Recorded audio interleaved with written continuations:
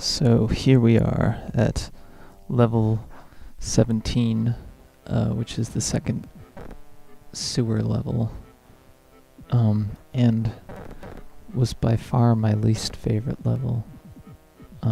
Back in the day when I was making it, I was totally disgusted with this level, and even let you skip the entirety of it with this secret.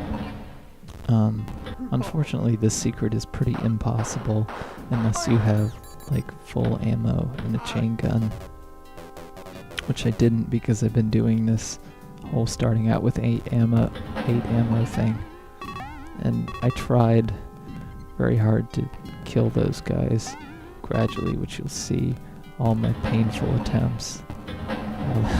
I left it recording. But yeah, it's pretty impossible to run and get that key and come back. That area is very inspired by an area in episode 5, level 2, which is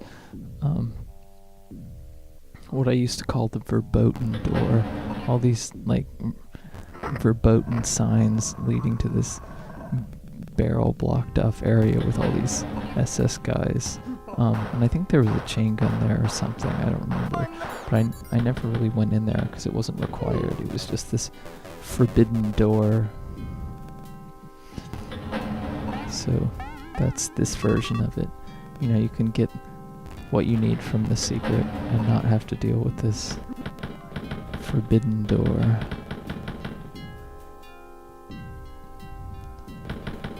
Try to pick these guys off, but you know, when you make them stronger, it doesn't make it easier to deal with.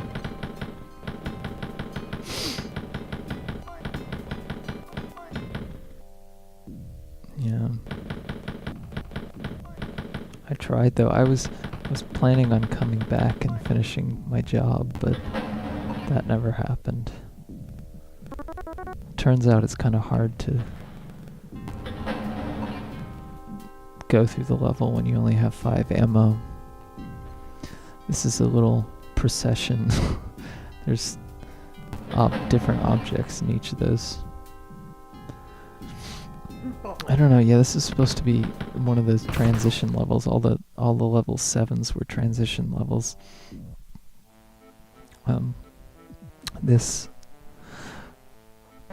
All the ones with 7 on the end, like level 7, which you saw, which has that really shoddy sewer layout, and this which is kind of like a tunnel.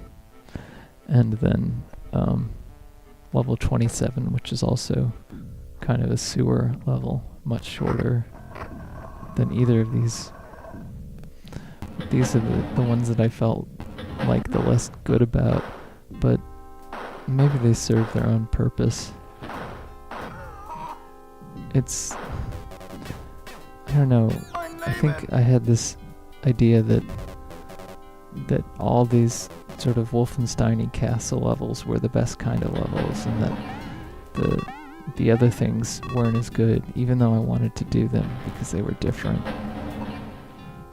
But I don't think that's true at all. You know, they all serve their own purpose.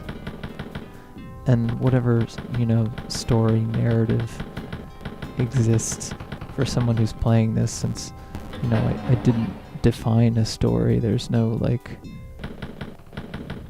articulated story other than it's supposed to follow the plot of episode 4, but that it doesn't even really, because you escape at the end and you fight Hitler, and so that doesn't make any sense. It's its own sort of twisted take on Wolfenstein. So whatever, you know, plot you could make up in your head about this, that I just wanted to let people define for themselves. And I think Chris Chokin, I never knew how to properly pronounce his last name, which is sad because I've been talking to him on and off since I was 13. But he sort of encouraged me there. He's the one who did the missile launcher graphic, and also chokage or chalkage, whatever you want to call it. I personally am gonna call it chokage. God, there are more guys in this room than I thought. I thought they were deaf guards, but they're not. I didn't remember this level very well at all. Especially one area later on that you'll see. I'm kind of glad that I went the actual path through this level instead of trying to skip it anyway. Not that it seems like it would have been that possible. I love those armor guys. That's probably my favorite item static sprite in Wolfenstein. This leads to where the next area is, that you could sort of get lost there and waste a lot of time, but it's not really a requirement. There's not much there. Some health and stuff. And health is not very accessible in this level, it turns out. As I found out.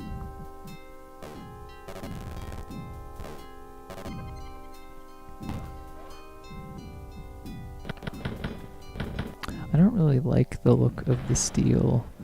I know it looks more realistic. Maybe it's just that cyan blue of the original is more easy on the eyes for me than this like chrome steel. But it just seemed better to me to have this steel color when I was doing it. This is a dangerous proposition. There's guys are trapped behind these objects and you don't know how many of them, and you don't have a good angle to kill them. So I could have just ran forward, which is what I should have done. But I didn't. I get the flashing screen. It looks kind of crazy. It's a crazy glitch. Be funny if, like, after that glitch happened, you couldn't change it back and you just have to run around with that for the rest of the time you're playing. This crazy flashing screen. It's just like reminding you of your failure. You failed. You died and you will see. Or like, if there was a game that each time you died it left like a flashing red imprint like border on your screen until like, you know, you died so many times and you just have this very tiny window of movement, and eventually you wouldn't be able to move at all anymore, or you just have to move by sound or something. That's my indie game Wovo award winner of the year.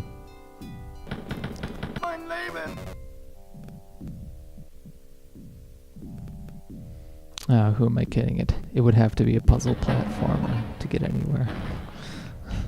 An emotional puzzle platformer. This is the area where you get the key. I think why I hated this is maybe I was, you know, if an area felt like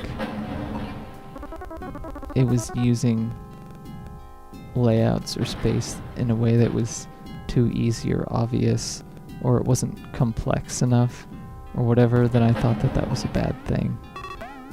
And I, you know, was disappointed in myself for not pushing myself further. But, you know, not every level has to be completely full of stuff. That's actually kind of a stupid, unrealistic expectation to have. And not focused on the things that are actually important. And maybe that's something that I learned. For whatever reason, the level where you fight, this level reminds me a bit of the level where you fight Dr. Shabs. Yes, you actually do fight him in this one. There are mutants later on.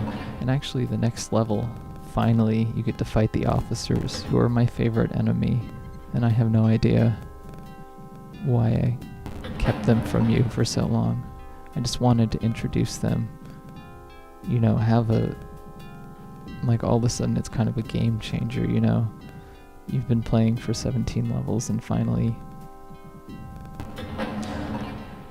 your experience is already a little bit different. And then, the mutants come along later on, and that's when the fourth key is introduced. And the mutants are only around for, I'm trying to think how many levels. Like maybe 5 or 6. Oh yeah, there's Singing Hitler, my favorite wall decoration, which I also didn't use at all until then. Needed to save it up.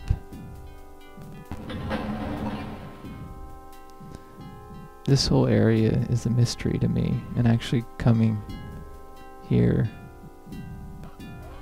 was kind of a weird surprise and shocker, because I didn't remember much of anything about it.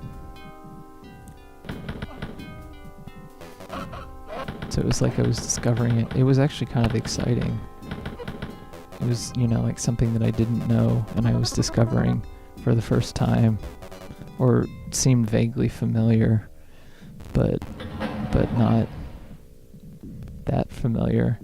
So I think I got a glimpse into what it would be like for someone playing this, and I felt a little excited. I don't know, it was like, hey, these areas seem to have more weight to them, or they seem less pointless to me now, because I'm not making judgments on it that I was,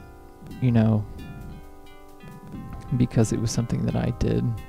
It was just, instead of like, I'm just kind of taking in the level as it goes and wondering what's going to happen next, which is really cool and really exciting. Something I wish, I could erase my mind and play these, not remembering anything about it, because it might be, who knows what I think, or at least erase my memory of doing this specific thing.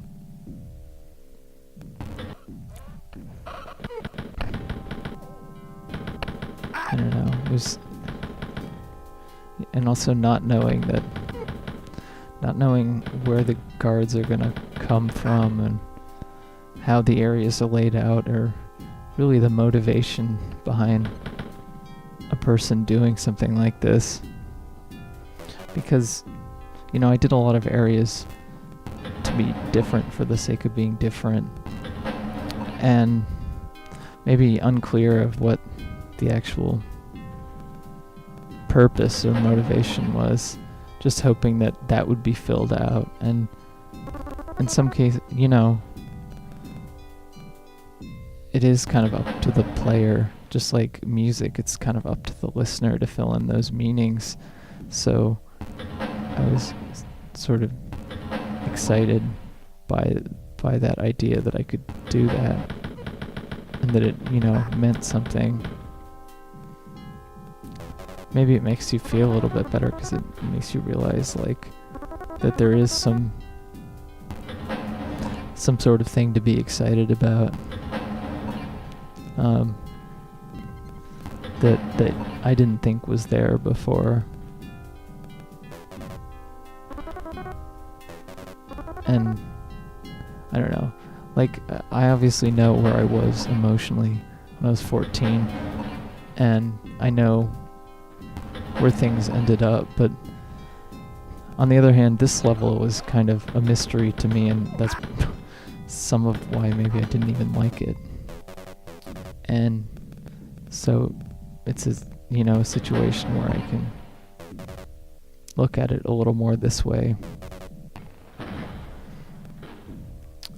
But yeah, I think that's more my creative approach now, sort of fostering in the mystery as much as possible, but being aware of how to, like, direct that into something that is useful and means something, or is expressing something, instead of kind of just randomness or undirected. The secret is interesting. You can totally block yourself off from the rest of the level including where you actually need to go. So you pretty much have to restart, and you can't even kill yourself. So if you never saved or something, that would be terrible. Yeah, I just blocked myself off. And this is the final room. You can see that's the other side of the secret you come out of if you get the verboten room. But yeah, this is, you have to move towards that plant, and hopefully I hope that players would realize that, but it's not really apparent. But anyway, that's the end.